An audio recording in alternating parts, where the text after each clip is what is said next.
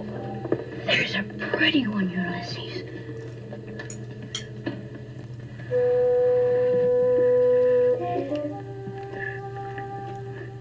There it is. Hello BookTube, I'm Sean the Book Maniac. Welcome back to my channel. Here I am with another In Other Words, which is an occasional series of vocabulary stuff that when I find a word or an expression in my reading and I'm not sure about it or I'm curious about the etymology, which is happening more and more, I make a note of it and then, a few times a year, I prepare videos about what I find. And I am not an expert, I just look stuff up online and I'm having a blast doing it.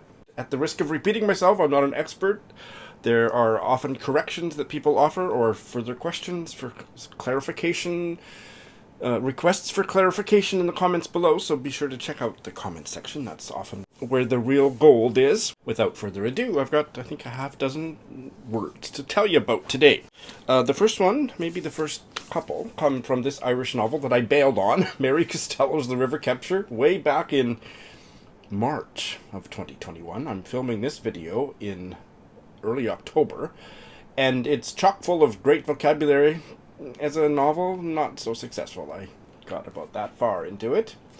And the first one is lore. Well, I know what lore is. You probably know what lore is. But I wondered, why does it mean that? Is there anything interesting about its origin? And in fact, there is. So, lore means a particular body or tradition of knowledge. The expression in the novel was the family lore. So family knowledge, family history, family stories.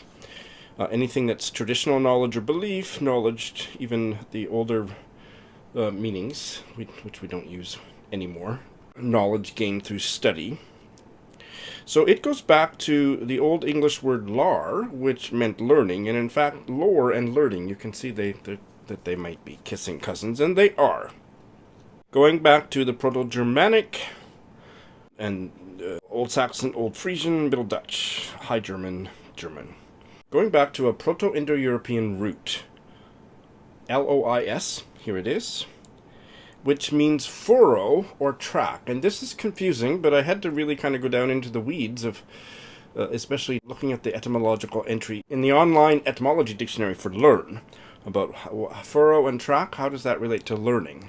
Well, it does. The base sense, which is an interesting phrase that the etymology dictionary uses, is a base sense of to follow or find the track. Learning. Interesting.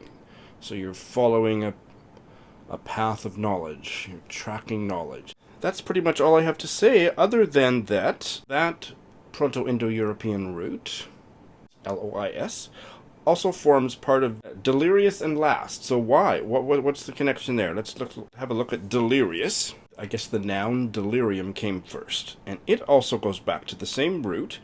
So delirium, a disordered state, more or less temporary, of the mind. It was the same word, delirium, in Latin. I'm guessing it probably was pronounced differently, which literally meant to go off the furrow. It's kind of like lose track, go off track. Interesting. And last, I think that different meanings of the word last have different etymological origins. I'm not going to take the time to do a deep dive on that, maybe another day. But the verb last, which means to endure, to go on existing, is the one. And it goes back to Old English, which means to continue to endure, follow a leader. The Proto-Germanic, which meant to follow a track. Going back to this same Proto-Indo-European root. So last, continue, follow a track. That's very interesting. For approximately the last 17 years, I have been reading the 1748 British novel Clarissa by Samuel Richardson. a little bit of an exaggeration to say 17 years, but not much. Loving it, doing it as an audio-text combo, and yep, taking my sweet time.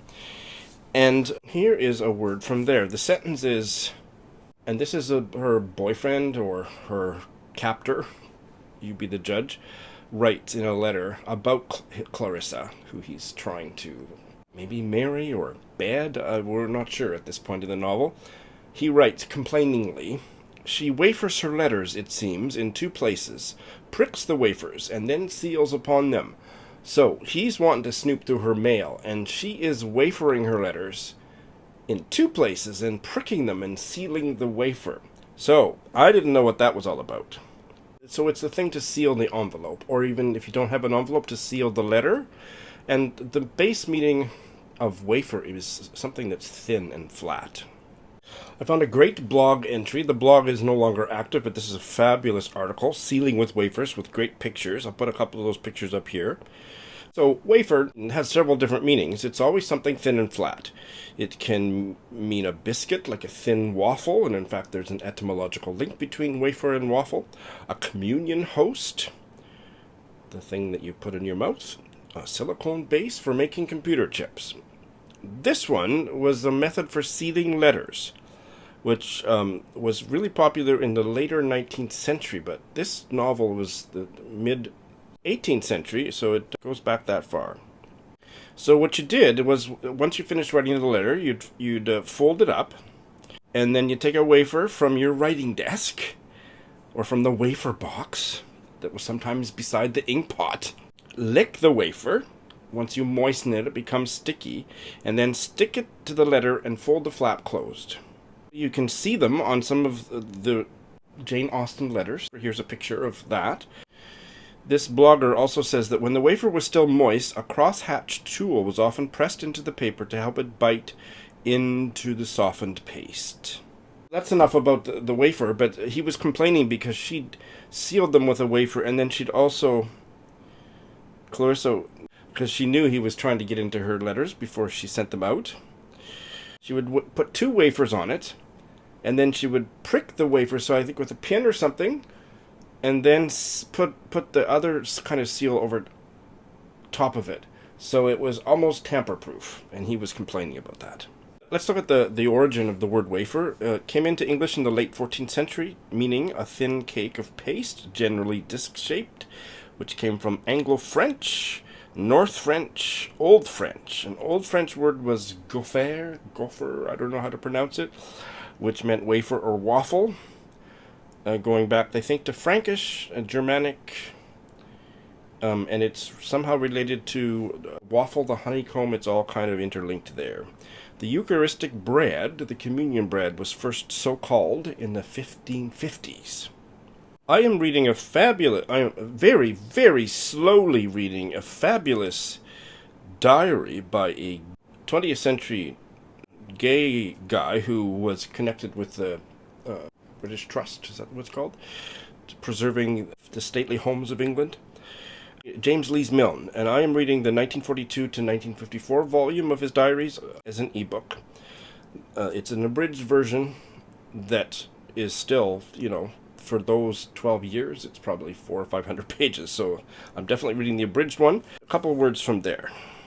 Ingress.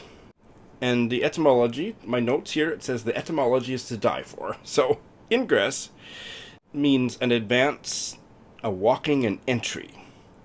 And I think it's now also a verb, ingress, I believe.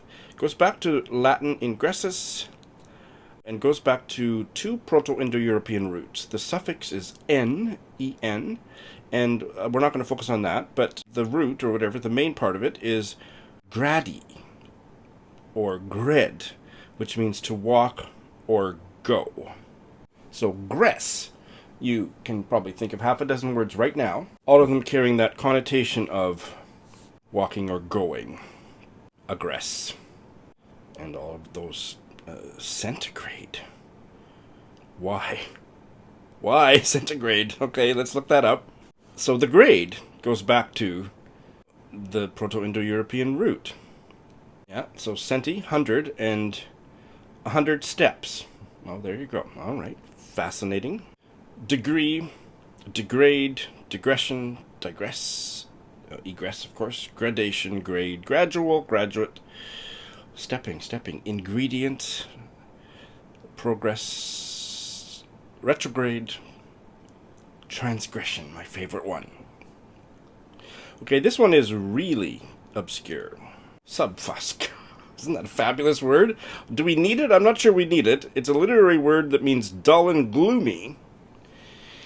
And it also is an adjective, but the noun is a particularly, and I would say as a Canadian who is not that familiar with British culture, or not as familiar with British culture as I should be, rather peculiar meaning in British English as the dark, formal clothing worn for exams and formal occasions at some universities. That was called subfusc.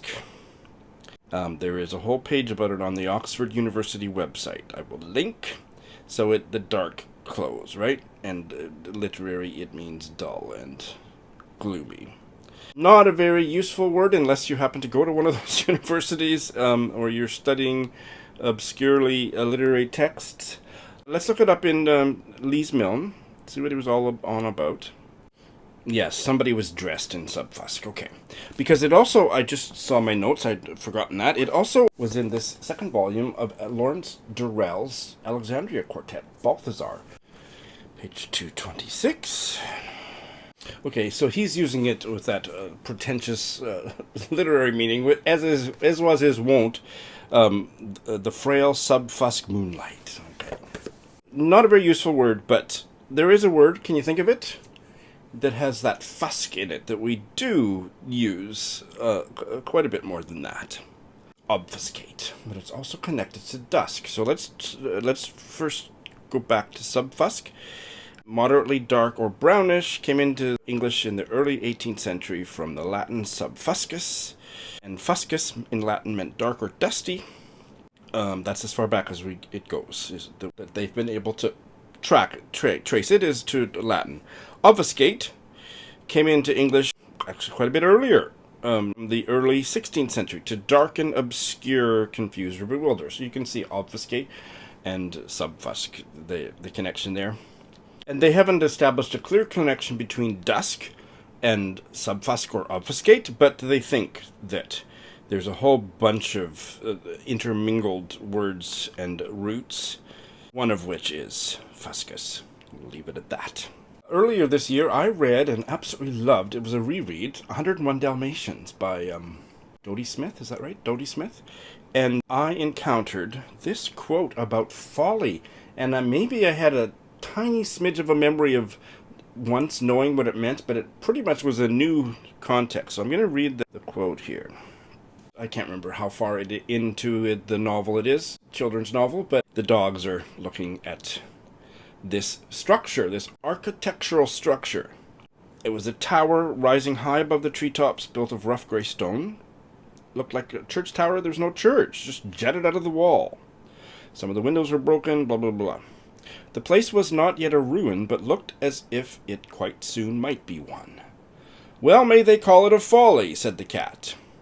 Mrs. did not know what the word meant, but Pongo had seen a folly before and was able to explain. The name is often given to expensive, odd buildings built for no sensible reason. Buildings that it was a foolishness to build. So the Wikipedia entry for folly was quite illuminating. And the dog, which dog said it? Pongo. Pongo was right. A building constructed primarily for decoration, but suggesting through its appearance some other purpose, or of such extravagant appearance that it transcends the range of usual garden buildings. Quite popular in 18th century English landscape gardening, French landscape garden, for example, mock Roman temples. Chinese temples, Egyptian pyramids, medieval castles, abbeys, things like that, to represent historical eras, but they were not really for any purpose. The term did eventually come to mean a popular name for any costly structure considered to have shown folly in the builder. Even conventional practical buildings that were thought to be too large or too expensive. Apparently some famous ones were Beckford's Folly.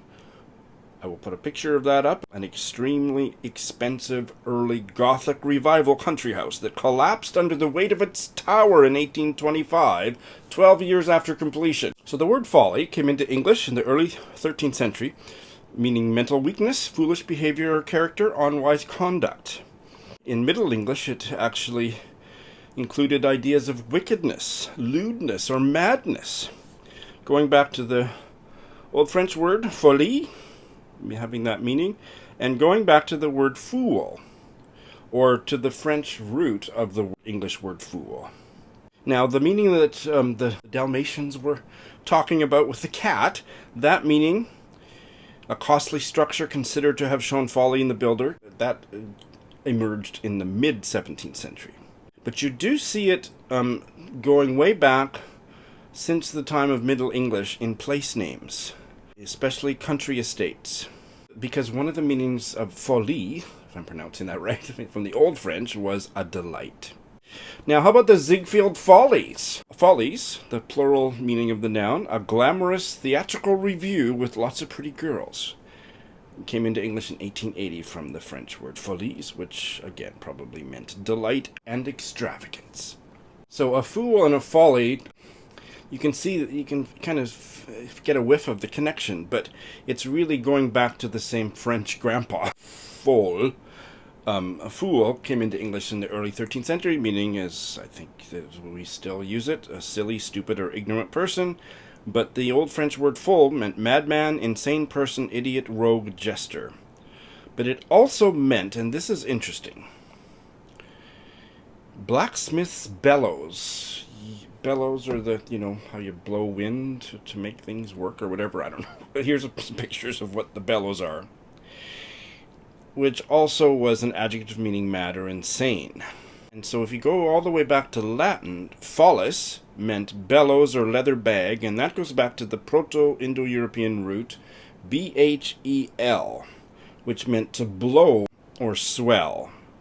So they think that this wind bag, this bellows thing, attached itself to the idea of an empty-headed person, airhead. There you go. Even in Sanskrit, there's a word or a prefix, vatula, which meant insane or literally inflated with wind. So, another theory is that the Latin folles had the connotation of puffed cheeks as of a buffoon. Interesting that in modern English, the word fool has a much stronger meaning than it did earlier. It's now considered contemptuous, an insult, and it didn't necessarily. It was a lot weaker back in the day. But now let's get a little dirty when we go look at the Proto-Indo-European root, because as soon as you talk about blowing or swelling, suddenly lots of perverted connections start to become apparent. Derivatives of this root, and there's two roots with the same spelling. I'm only going to talk about the second one. And it refers to various round objects and also to the notion of tumescent masculinity. So here are the words. Think about round, think about tumescent, think about, phallic kind of stuff. Bale, as in not bailing on a book, but the hay bale. Ball, balloon, ballot, bod or body, B-A-W-D. Bullocks, boulder, boulevard, bowl, bulk, bull, bullock, bulwark, follicle, folly.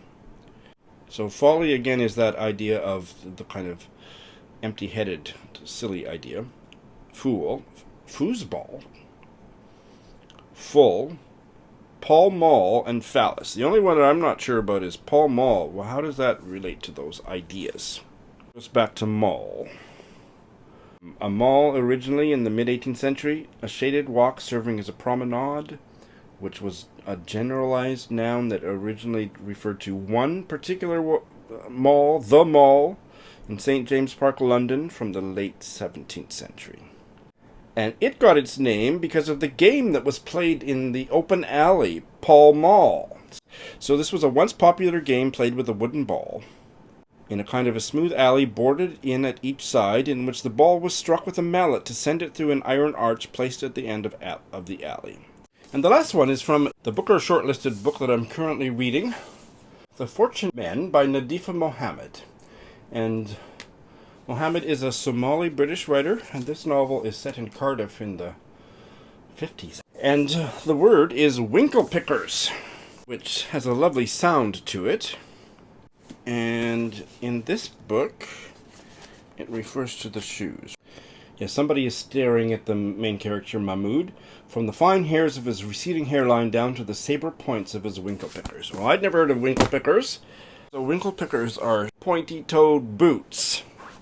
It's a style of shoe or boot worn from the 1950s onwards by British rock and roll fans. The feature that gives it the name is the very sharp and long pointed toe, reminiscent of medieval footwear, and approximately the same as the long pointed toes on some women's high fashion shoes and boots in the 2000s. So why winklepickers? This goes back to a British snack. Periwinkle snails. They were called periwinkle snails, or for short, winkles. A popular seaside snack eaten using a pin or other pointed object to extract the soft parts, the meat, the edible soft parts of the snail out of the coiled shell carefully. And that gave rise to the phrase to winkle something out. And based on that, winklepickers became a thing, became a humorous name for these shoes. They're so pointy you could use them to winkle a periwinkle out of its shell. Woo! Thanks for watching.